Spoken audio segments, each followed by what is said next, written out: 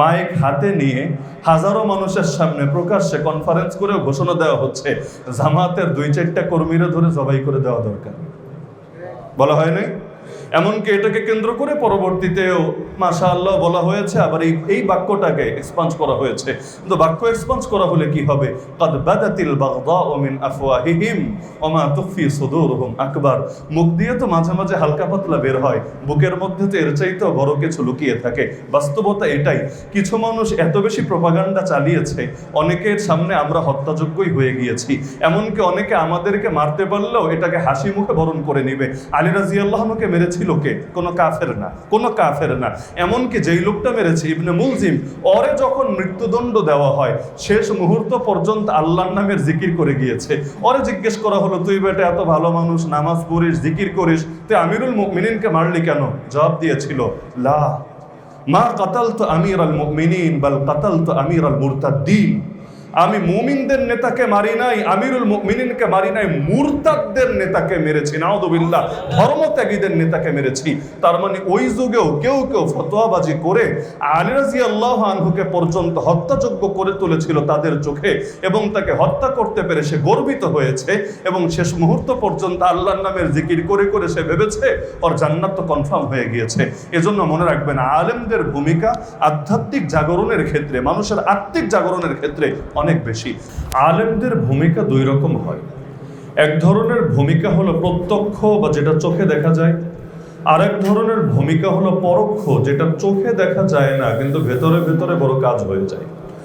এমনকি কখনো বা অধিকাংশ সময় প্রত্যক্ষ ভূমিকার চাইতে পরোক্ষ ভূমিকা বেশি গুরুত্বপূর্ণ হয়ে যায়। ব্রিটিশরা আসার পরে আলেমদেরকে এত গণহারে হত্যা করলো কেন? এমনকি বিশাল বিশাল মহাসড়কে এমন একটা গাছও বাকি থাকলো না যেখানে কোনো না কোনো আলেমকে ফাঁসি দিয়ে হত্যা করলো না। এমনকি অনেককে আগুনে পুড়িয়ে ছাই বানালো, কাউকে কামানের সামনে বেঁধে সেই গোলার আঘাতে একদম পুরো দেহ ক্ষতবিক্ষত করে দিল। এ আলেমদেরকে এত বেশি হুমকি কেন মনে করেছিল? এজন্য না যে এই কয়জন সৈনিক কোনো বাহিনীতে যোগ দিলেই সেই বাহিনীর শক্তি থাকবে, আর না হলে বাহিনী পৃথিবী থেকে হারিয়ে যাবে, বরং এই কারণে আলেমদের ভেতরে এমন একটা আগুন আছে, একটা মোমবাতি দিয়ে যদি লাখো মোমবাতি জ্বালানো হয় তবুও প্রথমটার আলো কমবে না, কিন্তু এটা দিয়ে লাখো জ্বালাতে তেমন কোনো বেগও পেতে হবে না। একইভাবে আলেমদের ভেতরে এমন একটা আগুন আছে, ওরা জানে এটা যদি আগ্নেয়গিরি তপ্ত লাভার মতো একবার ছড়িয়ে যায়, একবার বিস্ফোরিত হয়, এটাকে আর কোনোভাবেই দমিয়ে রাখা যায় না। তো জুলাই আন্দোলনে আলেমদের দুই রকমের ভূমিকা ছিল। যদিও দুঃখের ব্যাপার, এখন আমাদেরকে বারবার শব্দটা বলতে হয় জুলাই আন্দোলন, জুলাই গণ অভ্যুত্থান, এই নামগুলো হলো এখনকার বুড়া পলিটিশিয়ানরা দিয়েছে। কিন্তু বাস্তবতা হলো যখন এই আন্দোলন চলেছে তখন কেউ অভ্যুত্থান আর আন্দোলনের স্বপ্ন নিয়েই নেমেছে এমন না, বরঞ্চ বিপ্লবের চেতনা নিয়েই কিন্তু রাস্তায় নেমেছে। বাংলাদেশে যে কয়েকটা আন্দোলনের বড় একদম প্রাণকেন্দ্র ছিল, এর মধ্যে একটা তো আমার ঠিক বাসার সাথেই। তো যার কারণে একদম ফার্স্ট টু লাস্ট সব দৃশ্যগুলো আমাদের চোখের সামনে। এমনকি ওই বাচ্চা বাচ্চা ছেলে, মানে যাদেরকে আমরা শিশু কিশোরের কাতার রাখতে পারি, তরুণ যুবকনা, এরাও যখন নামতো এদের ভেতরের আগুনও দেখেছি, চোখের আগুনও দেখেছি, এদের হৃদয়ের ভাষাও আমরা উপলব্ধি করেছি। বাস্তবতা এটাই, সকলে একটা বিপ্লবের স্বপ্ন দেখেছিল। যদিও পরবর্তীতে কিছু মানুষ নিজেদের পুরনো ধান্দাবাজি রক্ষার জন্য তারাই এই জুলাই বিপ্লবকে জুলাই আন্দোলনে কনভার্ট করার চেষ্টা চালিয়েছে। কারণ ওই যে এখন মারপিট চলে সংস্কার আর সংশোধন, সংবিধানকে সংস্কার হবে না সংশোধন হবে, কারণ সংস্কার আর সংশোধন আর এগুলোর মধ্যে সূক্ষ্ম সূক্ষ্ম পার্থক্য তারা দাঁড় করানোর চেষ্টা করে। বিপ্লব শুনলে ভয় পায়, কারণ বিপ্লব মানে আগেরটাকে একদম টিস্যুর মতো পেঁচিয়ে ডাস্টবিনে ছুঁড়ে ফেলা হবে আর নতুন একটা আদর্শ এখানে প্রতিষ্ঠা করা হবে। এটা ওরা চায় না। ওরা চায় আগেরটাই একটু কাট সিট করে, আগে খেয়েছে এক দলে, পরে খাবে আরেক দলে, জাস্ট একটু আকবর হতে থাকবে, এই চেইন তারা চালাবে। তো যার কারণে এই জুলাইয়ের বিপ্লব যখন হয়েছিল আমরা দেখেছি বাংলাদেশে আলেম এবং তালেবুল ইলমরা ব্যাপকভাবে যে যেভাবে পেরেছে এর সঙ্গে সম্পৃক্ত হয়েছিল। যদি আন্দোলনটা যখন প্রথমে কোঠা মানে ইসের বিরুদ্ধে আন্দোলন ছিল, মেধার জয় হবে না কোঠার জয় হবে, তখন অনেকে নামতে পারে নাই এ কারণে যে এখন নামলে এটাকে একটা ট্যাগ দেওয়া হবে এবং ভিন্ন মেরুকরণ দাঁড় করানো হবে যে দেখ দেখ ওই জামাত শিবির পেছনে পেছনে এসে ফায়দা নিতে চাচ্ছে। এজন্য প্রথমে হুজুররা প্রত্যক্ষভাবে সরাসরি নামতে পারে নাই, পেছনে থেকে একটা তারা ভূমিকা পালন করেছে। কিন্তু যখন সেটা এক দফা এক দাবিতে নেমে আসলো এবং যখন আর কোঠা না বরঞ্চ সরকারের বিরুদ্ধেই তার পতনের জন্য সকল ঐক্যবদ্ধ হয়ে গেল, সেই সময় আমরা দেখেছি কওমি মাদ্রাসার ছেলেরা পর্যন্ত যারা রাস্তায় নামলে কথা মাথায় নিয়েই নামে যে হুজুর যেহেতু অনুমতি দেয় নাই, আমারে পেলেই বহিষ্কার করে দিবে। এই ভয়টা কিন্তু সবচাইতে বেশি কওমি মাদ্রাসা, আলিয়া মাদ্রাসা এই ভয়টা অত থাকে না। কেন?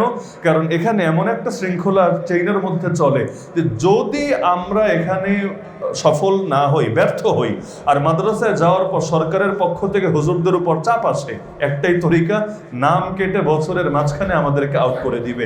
এরপর বহিষ্কারের পরোয়া করে নাই, ডাইল ভাত কপালে থাকবে নাকি থাকবে না এগুলোর পরোয়া করে নাই, নেমে এসেছে। এমনকি এখন না সরকার বিতাড়িত হয়েছে, এজন্য তারা বিপ্লবী, তারা যোদ্ধা। আল্লাহ না করুক, আল্লাহ না করুক, যদি এখনো শেখ হাসিনা থাকতো তাহলে আপনি চিন্তা করেন এই বিপ্লবীরা এখন কোথায় থাকতো। আয়না ঘরেও তো তাদের হয়তো হদিস খুঁজে পাওয়া যেত না। যার কারণে এইরকম একটা সময় আলহামদুলিল্লাহ নিজের ভবিষ্যৎ চিন্তা না করে, নিজের স্টুডেন্ট লাইফ চিন্তা না করে, সামনে পরীক্ষা এগুলো চিন্তা না করে একদম আলেম তালেবুল ইলমরা ব্যাপকভাবে নেমেছে। কিন্তু আমি আগে বলেছিলাম যে আন্দোলনে শুধুমাত্র প্রত্যক্ষ ভূমিকাটাই বড় হয় এমন না, কখনো পরোক্ষ ভূমিকা প্রত্যক্ষ ভূমিকার চাইতে বড় হয়ে যায়।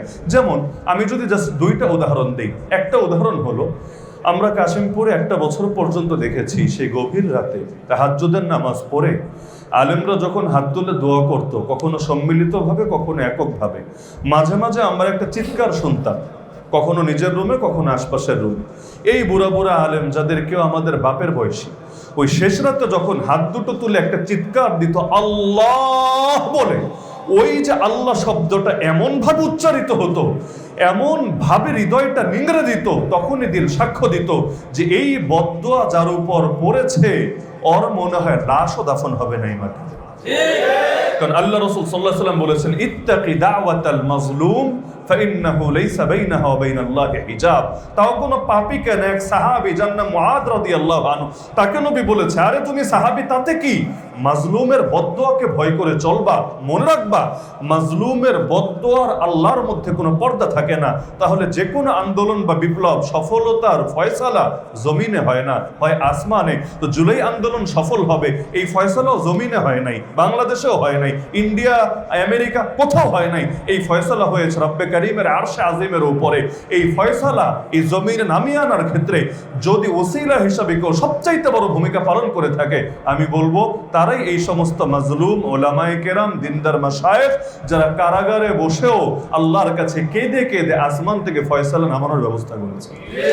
দ্বিতীয় হলো, মানুষের ভেতরে একটা আধ্যাত্মিক চেতনা জাগানোর ব্যাপার আছে। এই আবু সাঈদ যখন নিজের বুকটা পেতে দেয় এভাবে পুলিশের গুলির সামনে, আপনি চিন্তা করেন তার সামনে যদি শাহাদাতের তামান্না না থাকে, তার সামনে যদি জান্নাতের সবুজ পাখি হওয়ার স্বপ্ন না থাকে, তার ভেতরে যদি আখিরাতের বিনিময়ে সর্বোচ্চ মর্যাদা আর প্রাপ্তি এটা লাভ করার কোনো চিন্তা নাই থাকে, কিছুতেই সে পারবে না এভাবে পুলিশের বুকের সামনে, গুলির সামনে তার বুকটা পেতে দিতে।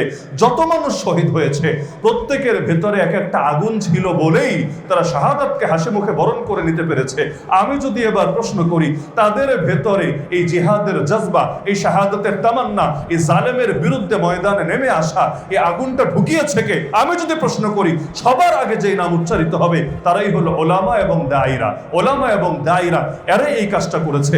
না হলে এই যে মুফাসসিরে কোরআন, কোরআনের পাখি আল্লামা দেলোয়ার হোসেন সাঈদী রাহমাতুল্লাহি আলাইহি, তার সঙ্গে নির্মম আচরণ করতে হলো কেন? মানুষটা মরলে স্বাভাবিকভাবে মরতো, কিন্তু এত কাহিনী করতে হলো কেন? এমনকি জানাজাটায় পর্যন্ত এতভাবে বাধা সৃষ্টি করতে হলো কেন? কারণ তারা জানে যে একজন আলেম এমন কিছু পারে যেটা হাজারো পলিটিশিয়ান মিলে পারবে না। এমনকি আল্লামা সাঈদী যদি থাকতেন আর নির্বাচনের আগে প্রতিটা বিভাগে জেলা রাখেন, প্রতিটা বিভাগেও যদি খালি তার কদমটা ফেলতেন, কথা বেশি বলা লাগবে না, খালি স্টেজের মধ্যে কদমটা রাখতেন, আমি বিশ্বাস করি তাহলে হাজারো পলিটিশিয়ান বক্তব্য দিয়ে যে আগুন জ্বালাতে পারতো না, এক সাঈদী শুধু মাইক হাতে নিলে এর চাইতে বেশি জাগরণ হয়ে যেত। এগুলো আমরা না বুঝতে পারি, ওরা ঠিকই ভালো করে বোঝে, ভালো করে বোঝে। এজন্য দেখা যায় আমাকেও এই কয়েকদিনের মধ্যে একদম নির্ভরযোগ্য অনেকজন মানুষ সতর্ক করেছে। কিসের জন্য? যে আপনি নিজের ব্যাপারে আরো বেশি সতর্ক হন, সিকিউরিটি নিশ্চিত করেন। কেন কেন? আমি তো বড় পলিটিশিয়ান না, আমাকে কেন এত সতর্ক হতে হবে? তাদের জব হলো, আপনি পলিটিশিয়ান না, কিন্তু আপনারা যারা স্পিরিচুয়াল লিডার, যারা মানুষের ভেতরে একটা আধ্যাত্মিক চেতনা জাগ্রত করেন, বড় ঝামেলার জায়গা হলো যে আপনারা মোর দ্যান পলিটিশিয়ান। তো যার কারণে আপনাদের উপরে সবসময় বড় ধরনের কোনো হুমকি নেমে আসতে পারে।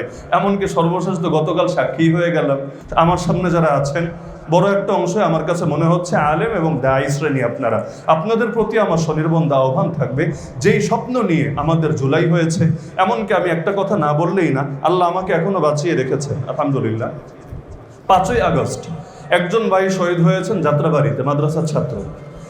যেই ভাইটা শহীদ হয়েছেন পরবর্তীতে জেনেছি, ওই সময় জানতাম না, তিনি যেই বইটা ওই দিন সকালে পড়ে গিয়েছেন এবং তিনি শহীদ হওয়ার পরেও তার বাপমা যেই বইটা তার টেবিলে গিয়ে পেয়েছেন, ওই বইটা ছিল আমার লেখা একটা বই, এবং বইটার নামই ছিল জান্নাতের সবুজ পাখি। নাম থেকেই বুঝতে পারছেন যে বইয়ের আলোচ্য বিষয় কি। আলোচ্য বিষয় এখান থেকে ক্লিয়ার। এমনকি রিমান্ডেও যে বইটা নিয়ে সবথেকে বেশি ঝামেলা ফেস করেছি, যদিও এখানে আমার কথা নাই, জাস্ট আয়াত আর হাদিস একত্র করা। জান্নাতের সবুজ পাখি শিরোনাম থেকে যা বোঝা যাচ্ছে, এই সংক্রান্ত আয়াত আর হাদিস একত্র করা আমার এত ভালো লাগলো আলহামদুলিল্লাহ। যে আল্লাহ তুমি আমাকে এখনো ডাক দাও নাই, এখনো তুমি কবুল করো নাই, কিন্তু আমার বই একটা ছেলের ভেতরে শাহাদাতের জজবা এবং তামান্না ঢুকানোতে অবদান রেখেছে, এবং যেই দিন এলেম হাসিল করেছে ওই দিনই আল্লাহ আমলের তৌফিক দিয়েছে আলহামদুলিল্লাহ।